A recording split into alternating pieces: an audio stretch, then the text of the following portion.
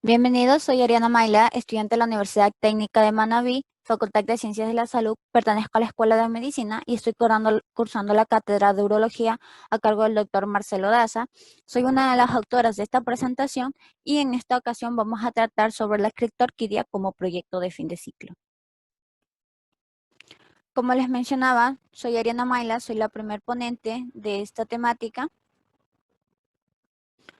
En esta ocasión vamos a tratar sobre la criptorquidia actualización médica. La clitorquidia es una anomalía genital más común en el recién nacido. Esta va a estar definida como la ausencia del testículo en su posición excretar normal, aunque la gónada sea palpable o no esté oculta. Algunos autores van a utilizar el término criptorquidia exclusivamente para referirse a la ausencia del testículo en la bolsa escrotal, permaneciendo de forma permanente en cualquier lugar del trayecto normal del descenso entre la cavidad abdominal y la raíz escrotal, siendo imposible llevar a cabo maniobras físicas en el fondo del saco escrotal y pudiendo ser tanto unilateral como bilateral. Continuando, vamos a tener lo que es la embriología. Los testículos durante la vida intrauterina tienen su desarrollo a partir de la séptima semana de gestación, siendo esta una anomalía indiferenciada del cual evoluciona en testículo fetal gracias al cromosoma X que contiene el gen SRY, el cual se encuentra en su brazo corto siendo el determinante testicular, ubicándose en un principio las gónadas cerca de los mesonefros. Ya a partir de la octava semana, el testículo fetal va a comenzar a secretar dos tipos de hormonas, la testosterona y el factor inhibidor mulleriano. La testosterona es sintetizada por las células de Leydig y el factor inhibidor mulleriano es secretado por las células de Sertoli. En la gráfica podemos observar lo que es el proceso del descenso de los testículos. Luego vamos a tener lo que es la fase de migración testicular. Esta se va a relacionar con el aumento del tamaño de los testículos y la atrofia de los mesonefros, posibilitando lo que es el movimiento de estos a lo largo de la pared abdominal posterior y más el crecimiento de lo que es el proceso vaginal que orienta los testículos a través del conducto inguinal hacia el escroto debido al crecimiento de la pelvis y el alargamiento del tronco. El descenso testicular va a constar de dos fases. Lo que es la fase abdominal, la cual permite por medio del gobernáculo posicionar al testículo en la entrada del canal inguinal. Por medio de lo que el gobernáculo va a ser el ligamento inguinal del mesonefro, este va a permitir posicionar lo que es el testículo. Luego tenemos la fase inguinoescrotal.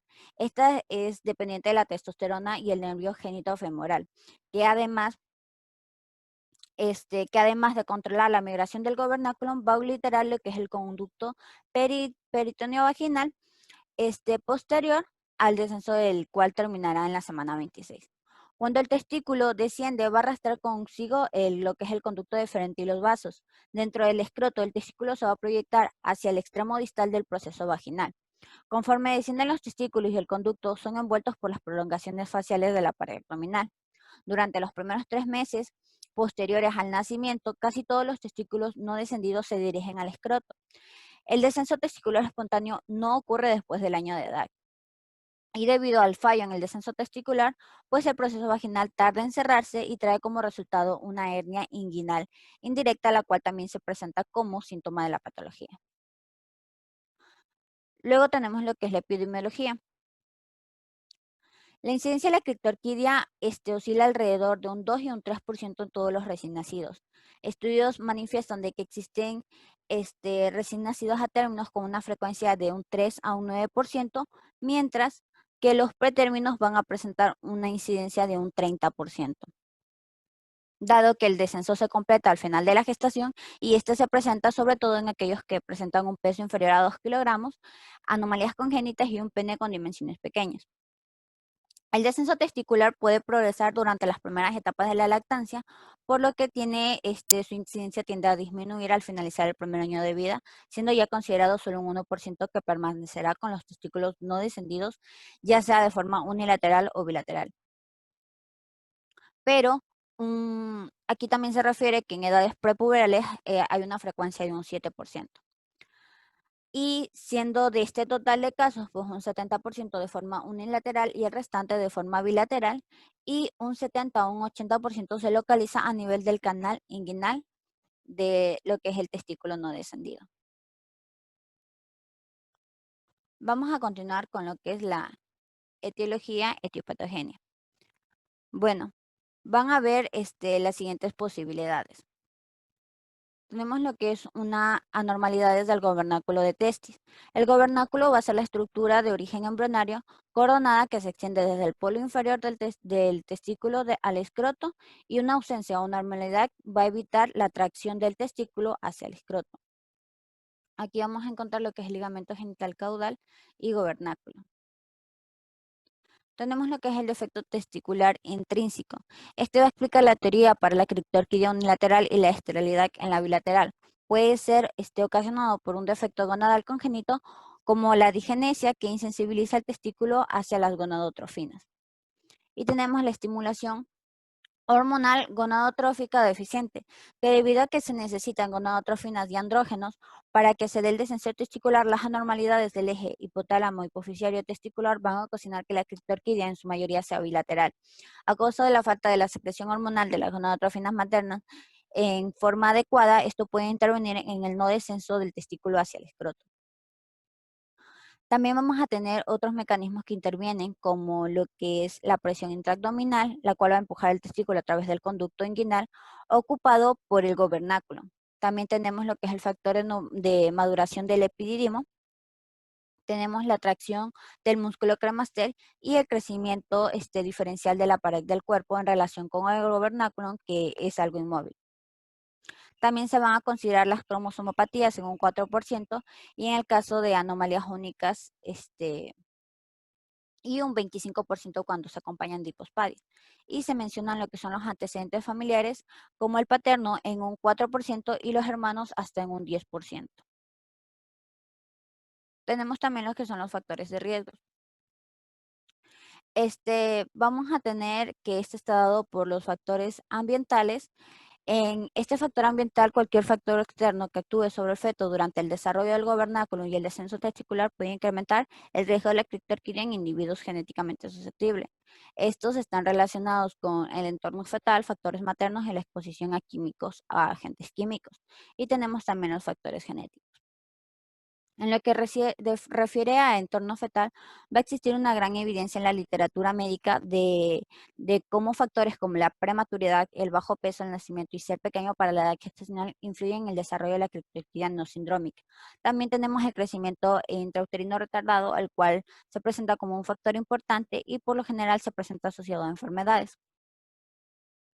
Recientemente se ha visto una alteración en cuanto a la función placentaria, la cual también podría producir un descenso en los niveles de la hormona gonadotrofina coriónica humana y en la producción también de la producción fetal de testosterona, que a su vez también influyen en el descenso testicular. En cuanto a los factores ambientales, tenemos que estudios epidemiológicos sugieren una asociación entre la diabetes materna y el aumento del riesgo de criptorquidia. Los motivos, sin embargo, no están claros y parece que están en relación con las diferencias entre los niveles de la hormona transportadora de esteroides sexuales entre la madre y el feto. También algunos estudios sugieren la asociación entre la exposición al humo de tabaco y el desarrollo de criptoquidia y otros factores implicados como es el consumo de alcohol y la cafeína durante el embarazo. Sin embargo, también se refiere de que estos estudios son algo controversiales y no concluyentes. Tenemos lo que es también la exposición a químicos, que se conoce el papel de los antiandrogénicos, de otros pesticidas, herbicidas, aditivos alimentarios. Sin embargo, hasta la fecha no se han podido demostrar que exista una relación entre la exposición de los humanos y el desarrollo de la criptorquidia. Y tenemos los factores genéticos, los cuales estudios familiares basados en la experiencia animal sugieren la existencia de una relación entre la susceptibilidad para desarrollar criptorquidia y la herencia. Sin embargo, estos no se conocen los genes del todo implicados. Esta información hace referencia dado a las mutaciones espontáneas en los ratones que podrían estar en relación con el desarrollo de la criptorquidia no sindrómica en los humanos, incluyendo alteraciones en los que son los genes INSL3, RXFP2 y el gen MAUS, los cuales están implicados en lo que es la proliferación del gobernáculo. Sin embargo, los estudios todavía se mantienen controversiales. Luego tenemos lo que es la fisiopatología. Esta fisiopatología va a estar dada por aquellos pacientes va a estar dado por 4 instancias. Primero vamos a tener a lo que son los pacientes criptorquídeos que pueden desarrollarse con un hipogonadismo primario testicular, en donde se va a presentar una función defectuosa de los testículos, siendo esta la falla gonadal como primer causa o como causa primaria. También tenemos el gonadismo, hipogonadismo secundario, central o hipotálamo hipoficiario, cuando la afectación compromete lo que es el eje hipotálamo hipoficiario de las gónadas simultáneamente. También la disfunción gonadal, que va a ser consecuencia de una deficiencia en las gonadotrofinas. También puede tratarse de un hipogonadismo global que se manifiesta con criptorquidia, microorquismo y micropene. Y también van a existir formas duales de hipogonadismo en las que el eje hipotálamo hipoficiario y la gónada van a actuar de forma independiente.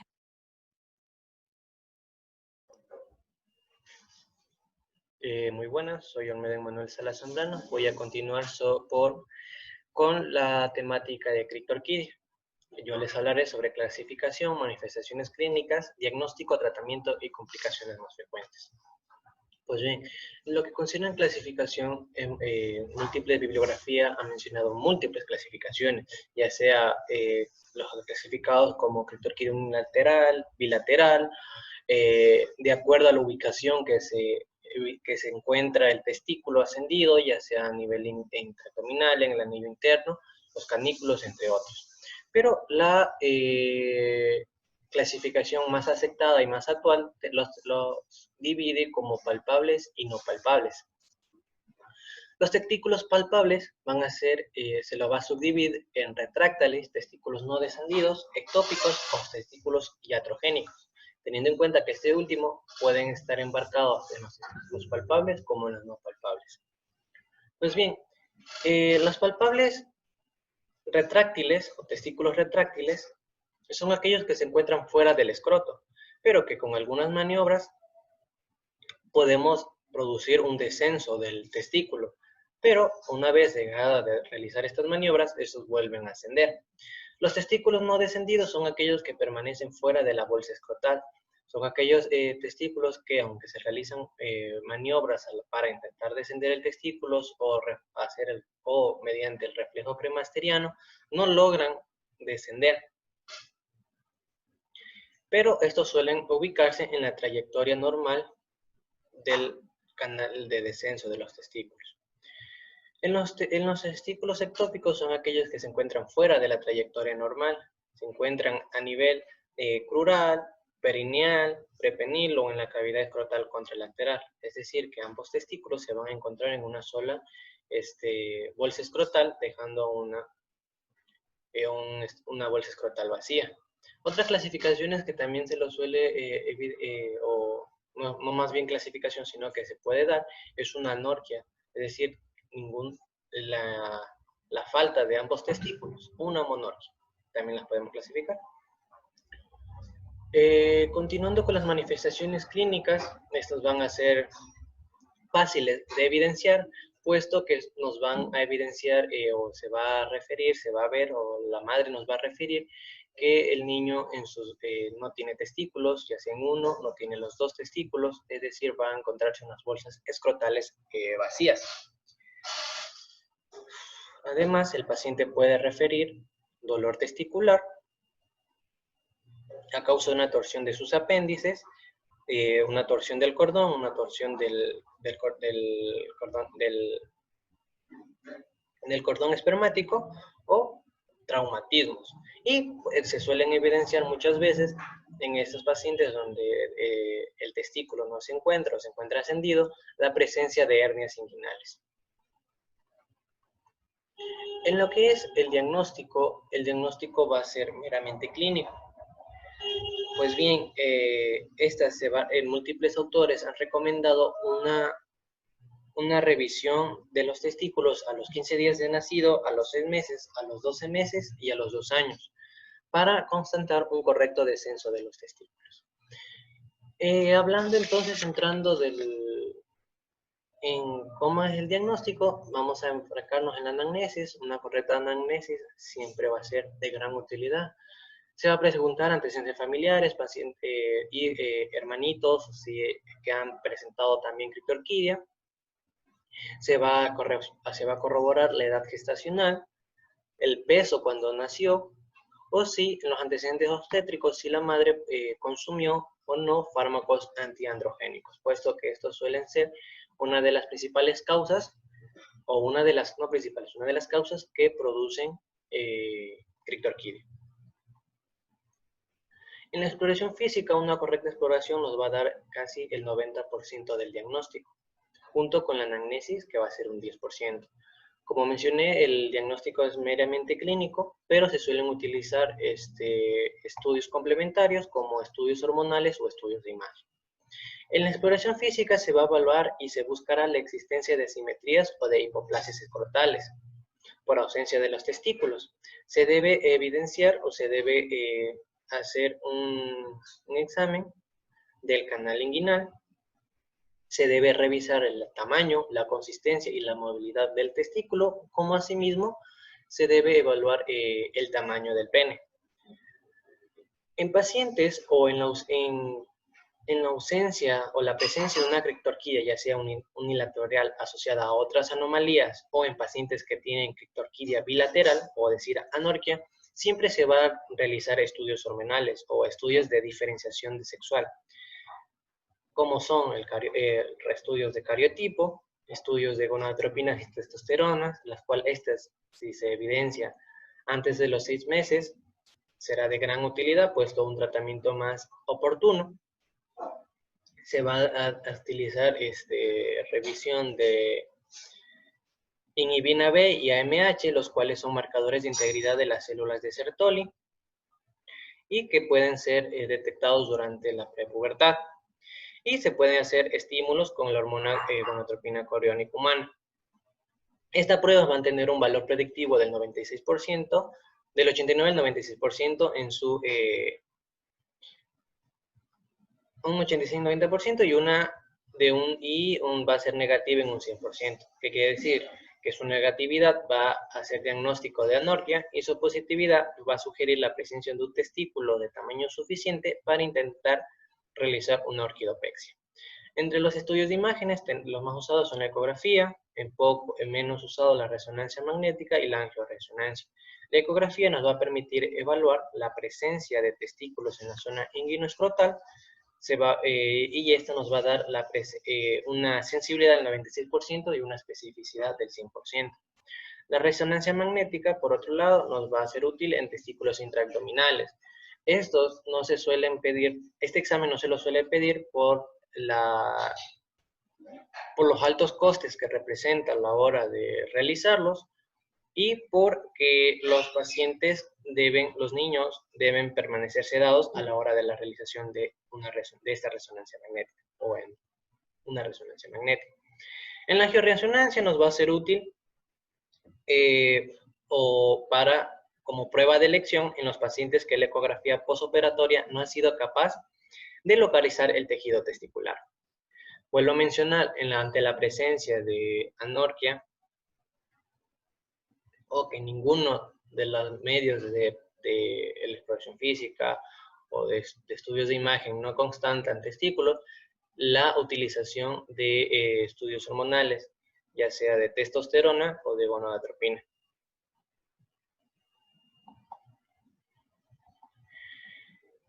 El tratamiento de la criptorquidia, aunque tradicionalmente se han aplicado tratamientos a base de gonadotropinas o de una regulación androgénica, el tratamiento siempre va a ser un tratamiento quirúrgico. El objetivo de ese tratamiento quirúrgico va a ser que los testículos no descendidos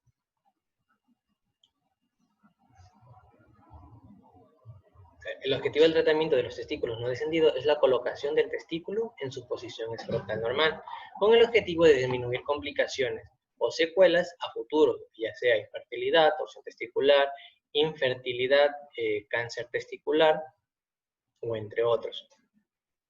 Entonces, el tratamiento se dará en base a la clasificación ya antes mencionada, si son testículos palpables o no palpables. Entonces, la técnica estándar para los testículos al teste palpable es la funiculosis y la orquidopexia por vía inguinal. Esta va a consistir en la sección del gobernáculo y una disección del músculo cremaster y de los elementos del cordón espermático, para así la liberación del testículo y de sus fijaciones al pubis. Y el tratamiento de los testículos no palpables se puede optar por un abordaje inicial por vía inguinal o por bien una exploración abdominal por la paroscopía, la cual nos va a permitir tanto confirmar la localización del testículo como su tratamiento. Entonces, podemos decir que el tratamiento en estos tipos de en este tipo de criptorquidia va a ser la exploración laparoscópica. Estas revisiones nos van a demostrar que el 22 y el 58% van a presentar un síndrome de testículo evanescente, es decir, o presentar un testículo torcido, o una agenesia evidenciada por la terminación ciega del conducto deferente y de los vasos espermáticos.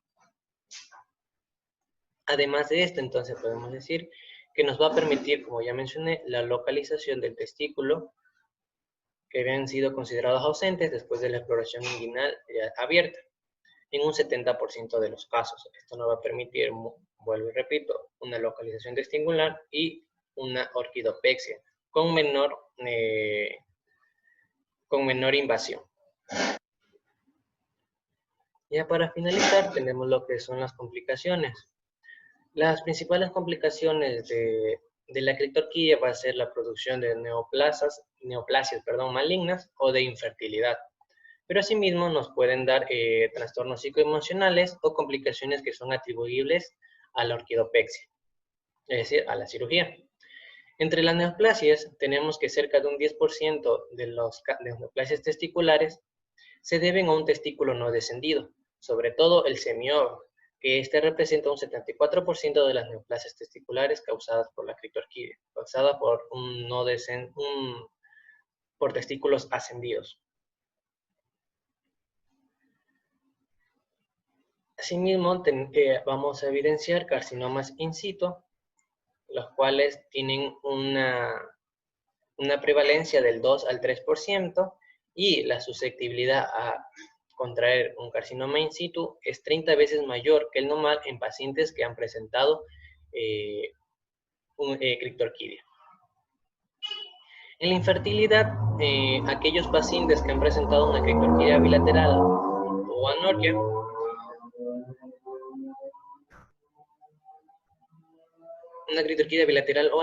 cuando no son tratados. El riesgo es de un 20 al 30% superior a en pacientes normales. Esta criptorquidia bilateral puede permanecer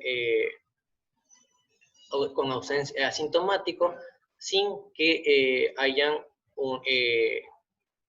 evidenciado o se haya evidenciado una alteración en el líbido sexual, en la potencia sexual o en el desarrollo de los caracteres sexuales secundarios. Como bien, otras complicaciones que pueden presentar estos trastornos son trastornos psicoemocionales en pacientes adolescentes prepuberales, que es la falta de opesnima, o pueden llegar inclusive a producir depresión. Y entre las complicaciones atribuibles a la cirugía, va a ser de acuerdo a un procedimiento mal llevado, los cuales pueden presentarse hematomas regionales por una deficiencia de hemostasia primaria, infecciones de la herida quirúrgica por una mala asexia, o una atrofia testicular por una lesión directa o por una atracción de los vasos espermáticos o del deferente, o inclusive puede llegar a producir una recidiva de criptorquidia. Espero que haya sido de su agrado la exposición. Muchas gracias por su atención. Tenga un excelente día.